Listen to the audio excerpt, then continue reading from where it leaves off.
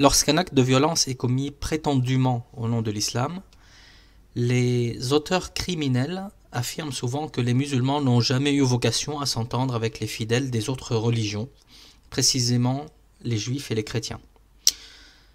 Ces auteurs criminels citent automatiquement des textes du Coran qui prouveraient, selon eux, que les juifs et les chrétiens sont intrinsèquement hostiles aux musulmans.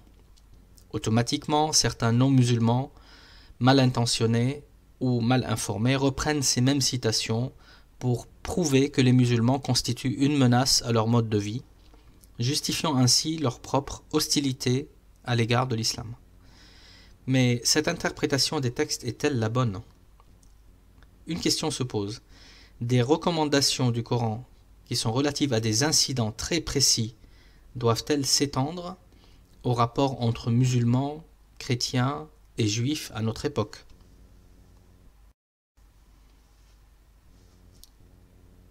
Notons que la Torah et les évangiles sont cités chacun une douzaine de fois environ, toujours dans un sens favorable, et sont décrits comme guides et lumières de l'humanité.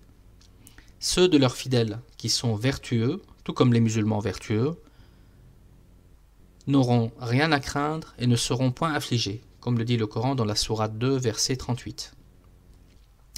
Moïse est mentionné par son nom en arabe Moussa 136 fois, dans le cadre de la répétition des histoires bien connues pour les lecteurs de la Bible, c'est-à-dire sa confrontation avec Pharaon au sujet de l'esclavage des enfants d'Israël en Égypte.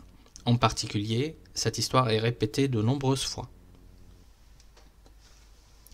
Jésus, quant à lui, est aussi mentionné par son nom en arabe, Aïssa, 25 fois, ainsi que par des titres tels que Messie, Fils de Marie, Parole de Dieu et Esprit de Dieu, tout au long de 15 chapitres. Les récits bibliques de sa vie sont relatés dans le Coran, notamment sa naissance immaculée, la guérison de l'aveugle et du lépreux, et la résurrection des morts. Le chapitre 5 est en fait intitulé « La dernière scène ». Marie est mentionnée 34 fois par son nom, un chapitre entier lui est consacré et elle est décrite comme la femme du rang le plus élevé de toute la création. Dans le Coran, pas un seul passage faisant allusion à Jésus ou aux évangiles, à Moïse ou à la Torah qui ne soit positif et respectueux. Ce fait est essentiellement rassurant pour ceux qui croient que Dieu n'enverrait pas à l'humanité une religion, lui permettrait de s'imposer à des millions d'âmes pendant des siècles, puis ensuite en envoyer une autre pour la parfaire ou la compléter, ainsi que certains musulmans d'aujourd'hui interprètent le rôle prévu pour l'islam à l'égard du judaïsme et du christianisme. Il y a cependant une différence théologique avec la foi chrétienne. Si Jésus a le rang de prophète hautement respecté, il n'est pas le Fils de Dieu. Malgré tout, le message d'ensemble prêche la coexistence et non le clivage et la division. Comme il est tragique de voir certaines personnes faire feu de tout bois pour nourrir un sentiment de peur ou de haine à l'égard de ce que nous ne comprenons pas, projetant cette crainte sur les Écritures saintes, les nôtres ou celles des autres, en l'occurrence, dans le cas qui nous intéresse, sur le Coran. Si nous écoutons ces paroles sans préjugés, nous pourrons être rassurés, voire subjugués par son message à la fois retentissant et familier. Y aurait-il donc une contradiction entre ces différentes références que nous avons vues, donc respectueuses et positives, notamment, et puis celles qui mentionnent l'inimitié? En fait, la réponse à cette question réside dans une analyse approfondie de l'ensemble des textes qui abordent le sujet, en prenant connaissance notamment des circonstances qui prévalaient lors de leur énonciation, mais aussi d'une étude complète de l'exemple pratique que nous a montré le prophète Mohammed en la matière.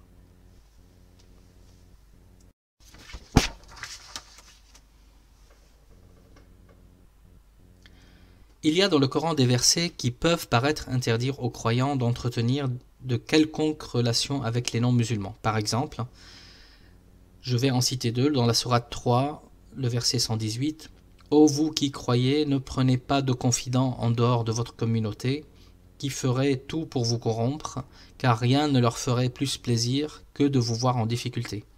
La haine qu'ils vous portent perce déjà dans leurs propos, que dire alors de celle qu'ils cachent dans leur cœur ?» Sourate 60, premier verset. Ô vous qui croyez, ne prenez point mes ennemis et les vôtres pour alliés. Vous leur témoignez de l'amitié alors qu'ils ont renié la vérité qui vous a été révélée. Expulsez le prophète et vous-même pour avoir cru en Dieu, votre Seigneur.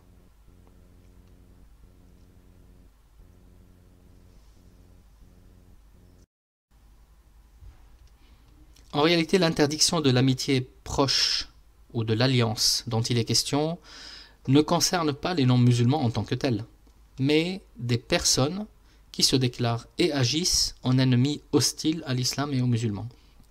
Il n'y a donc pas de contradiction entre les versets qui ordonnent les liens amicaux et respectueux envers les gens du livre, en général, et les quelques versets qui interdisent l'amitié proche et l'alliance avec ceux qui choisissent d'être des ennemis hostiles à l'islam et aux musulmans, et qui combattent l'islam et les musulmans. Cela veut dire que si ces ennemis hostiles cessaient d'être dans cette attitude d'ennemis hostiles, le musulman doit revenir au cas général des versets qui ordonnent d'avoir des liens amicaux et respectueux envers eux. Généraliser cette interdiction de l'amitié proche et de l'alliance à tous les gens du livre, en tout temps et en tout lieu, est une gravissime erreur, et nous en connaissons les conséquences malheureuses. L'origine de cette erreur est l'ignorance des textes et de l'esprit des textes, mais aussi, souvent, hélas, c'est une malhonnêteté notoire pour servir des objectifs malveillants. Alors, pour retrouver ces éléments et plus encore, visitez notre site à l'adresse qui est inscrite à l'écran, à la rubrique Islam et relations avec les non-musulmans. Vous pouvez me contacter via ce site dans l'onglet Contact pour toute question ou suggestion. Et dans les prochaines vidéos, j'aborderai les thématiques suivantes. Témoignages d'historiens occidentaux sur la relation de l'islam envers les non-musulmans et l'évolution du discours de l'Église sur l'attitude que doivent avoir les chrétiens à l'égard de l'islam et des musulmans. Et pour être informé de la disponibilité de mes prochaines vidéos, vous pouvez vous abonner à la chaîne. Et si le contenu vous a plu, diffusez ces vidéos auprès des gens que vous aimez.